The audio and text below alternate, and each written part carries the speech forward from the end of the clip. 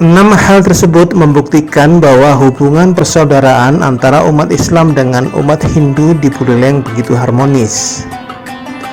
Interaksi antar umat beragama di Buleleng ini merupakan sebuah model toleransi yang menguatkan semangat kebangsaan antar sesama warga bangsa di Republik berbendera merah putih ini.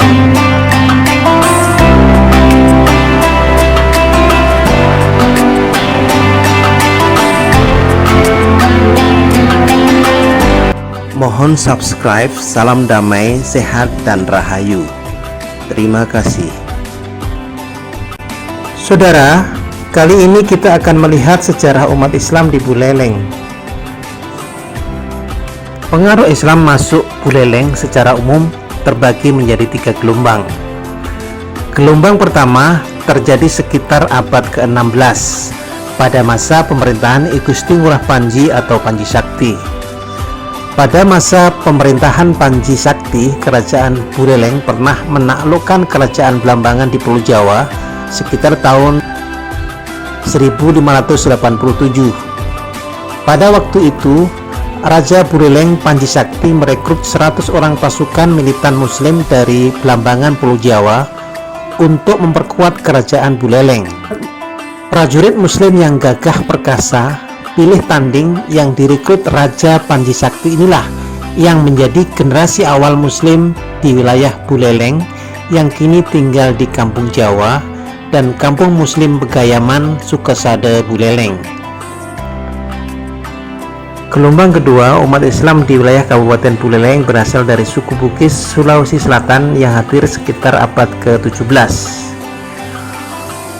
Orang Bugis asal Sulawesi Selatan ini terpaksa masuk Muara Banyumale yang kini dikenal sebagai Kampung Bugis akibat dikejar oleh kapal kompeni Belanda sebelum perjanjian Bongaya tahun 1667. Kita ketahui bahwa pada abad ke-17 penjajah Belanda telah menguasai sebagian wilayah perairan Nusantara untuk memonopoli perdagangan rempah-rempah. Pada waktu itu beberapa kerajaan di Sulawesi Selatan melakukan perlawanan terhadap penjajah Belanda. Sebagian laskar prajurit Kesultanan Goa, Makassar yang tidak mau tunduk pada kompeni Belanda akhirnya melarikan diri, termasuk yang singgah di Muara Banyumale di Bali Utara yang kini dikenal dengan Kampung Bugis. Gelombang ketiga, sesepuh umat Islam yang hadir di Buleleng adalah berasal dari beberapa daerah Pulau Jawa, termasuk dari Ponorogo, Jepara, dan Blambangan pada abad ke-18. Mereka kini tinggal di sekitar wilayah pemutaran Buleleng Barat.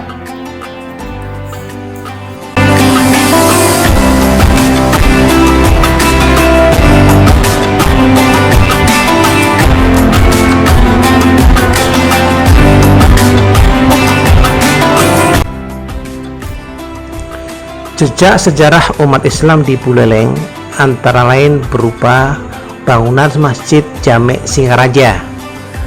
Menurut Abdurrahman Alawi, salah seorang tokoh Muslim Buleleng, Masjid Jamek Singaraja merupakan hadiah dari Raja Buleleng untuk umat Islam.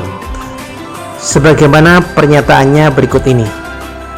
Raja, khususnya yang ada di Kelurahan Kampung Kajangan, Kampung Bugis, dan Kampung Batu, mereka melaksanakan sholat Jumat di Masjid Kuna di Jalan Hasanuddin. Kemudian karena bertambahnya umat Islam, daya tampung Masjid Kuna itu sudah tidak memadai. Akhirnya umat menghadap pada Raja Buleleng untuk mohon diberikan tanah untuk membangun masjid yang lebih besar. Alhamdulillah, beliau permohonan dikabulkan dan diberikanlah tanah di Jalan Nombondol 65 seluas 1980 meter persegi. Sampai juga beliau mengajarkan pintu gerbang masuk Masjid Jami itu yang tadinya ada di Puri Buleleng. Oke. Kemudian mimbar Masjid Jami itu pun dibuatkan sama seperti mimbar yang ada di Masjid Al-Keramat. Selanjutnya ada salah seorang keluarga Raja Buleleng yang masuk Islam, yang akhirnya menulis Al-Quran dengan tulisan tangan beliau. Dan sampai sekarang Al-Quran tulisan tangan itu masih tersimpan baik di Masjid Agung Jami Singaraja. Seperti yang dinyatakan salah seorang tokoh Muslim Buleleng, Abdurrahman Alawi, Masjid Jami Singaraja merupakan bagian peninggalan sejarah purbakala dan fakta arkeologis yang bisa menjelaskan hubungan baik antara umat Hindu dan umat Islam di Bali Utara. Hal ini antara lain tercermin dengan adanya hadiah Raja Buleleng kepada umat Islam berupa sebidang tanah yang kemudian dibangun menjadi Masjid Jami Singaraja, hadiah sang raja berupa pintu kori dan mimbar masjid, serta mushaf Al-Quran tua yang ditulis oleh I Gusti Ngurah Ketut Jelantik Celaki, keluarga kerajaan Buleleng pada tahun 1820. Menurut Abdurrahman, umat Islam hadir di wilayah Buleleng dengan damai dan adaptif. Mereka diterima oleh umat Hindu dengan tangan terbuka. Bahkan umat Islam menjadi kepercayaan Raja Buleleng, termasuk 100 orang prajurit Muslim yang direkrut Panji Sakti yang kini bermukim di wilayah Pegayaman.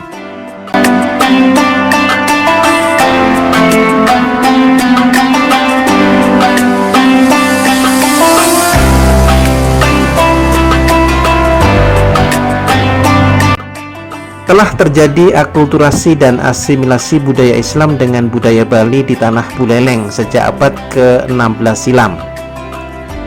Akulturasi budaya tersebut antara lain adalah: pertama, adanya pemakaian bahasa Bali dalam kehidupan sehari-hari umat Islam di Buleleng, termasuk yang bermukim di Pegayaman.